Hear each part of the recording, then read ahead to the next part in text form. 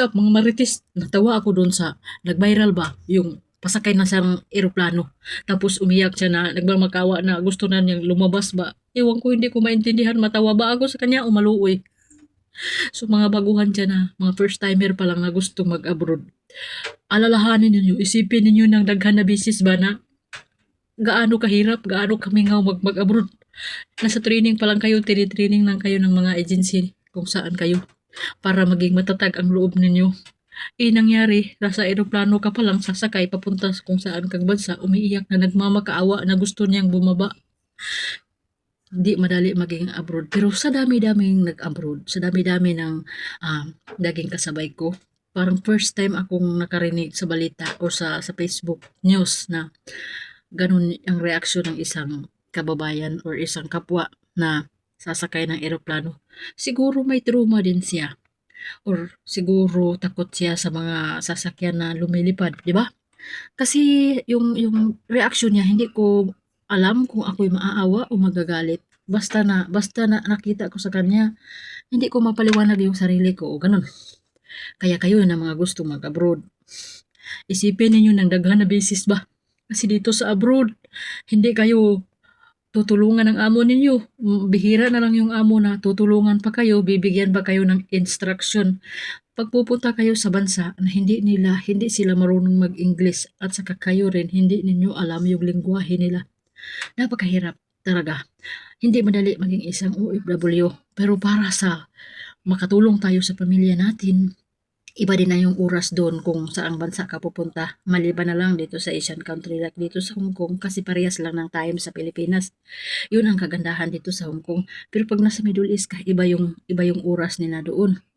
Kaya saludo ako sa aking sarili dahil nakatapos ako doon ng maglilimang taon. O di ba? Straight yun, walang uli-uli kasi gipit ako ba.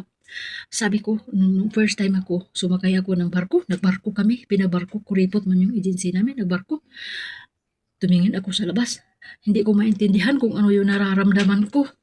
Ako ba'y nahihilantan o nagugutom? Basta pagtitingin ako sa dagat, parang kinumot yung dughan ko ba na hinay kayo nagdagan yung barko. Tapos, wala na malayo na ako sa aking pamilya. Siyempre, first time kong nang ibang bansa dati. Hindi ko talaga maintindihan kung makaginhawa ba ako o hindi. Basta, hindi maipaliwanag. So, saludo ako sa mga kapwa na nag-abroad ng ibang bansa para makatulong sa pamilya.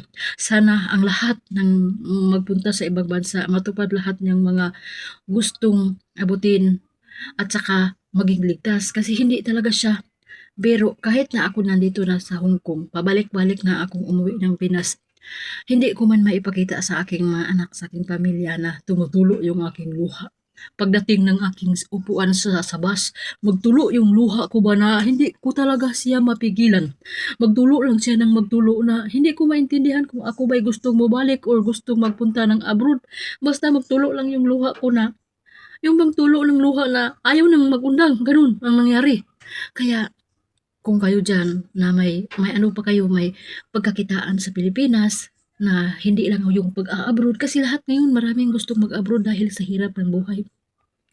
Sa gustong mag-abroad, huwag kayong magpadalos-dalos ba, huwag kayong magmadali. Kasi ako dati, pag mag-isip ako, mabilis akong mag-isip. Hindi ko na inihuna-huna. Anong nangyari? Hindi ako nagpaalam sa asawa ko, saka na ako nagpaalam na malapit na ako mulakaw. Ganun yung mindset ko. Tapos, sa sinabi ko na paulit-ulit, isipin ninyo dun sa iba dito sa ibang bansa. Swerte-swerte lang, may mga amo. Kahit kape, ayaw magbigay. Diyos ko, naranasan ko yan. Pati kape, taguan ng aking madam. Uy, yung tinapay nila na parang nigo na malaki, na matabang, hindi man malami, taguan sa aking madam. Ako'y nalalago to'y taguan man na niya. Nilalakan nila yung rip. Ilan yung rip ng madam doon? 5 yata.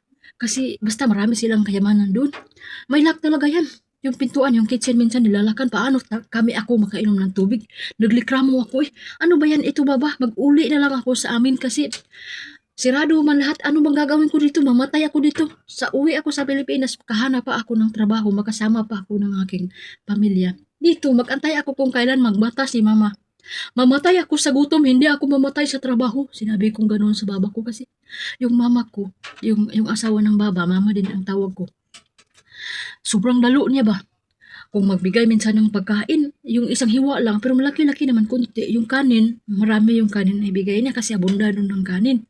So doon, hindi ako masyadong mahilig sa kanin. Gusto ko yung makakain ako, konti lang. Gamay lang ba kung sa Bisaya? Naku, hindi madali mga ibang bansa kung wala kang pasensya.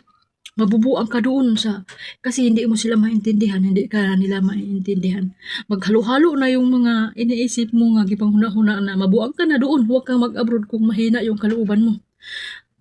Sa mga nag-a-abroad, tatagan niyo yung kalooban ninyo na kung baliw sila, mas baliw tayo kasi tayo isang Pinoy, malakas uuwi tayong may marating at malakas yung pangangatawan. Doon na nagtatapos yung ating vlog sa mga gusto makapanood lagi sa mga kwento ko ng mga kabuang ba habang ako'y nagpapalipas ng oras nag-aantay sa aking amo na matulog si Lolo. Baka naman i-like ninyo ako, subscribe na rin para updated kayo sa mga susunod na i-upload. Hanggang sa muli na pakikismisan. Bye-bye. This is Inday Pislat ng Bukidnon.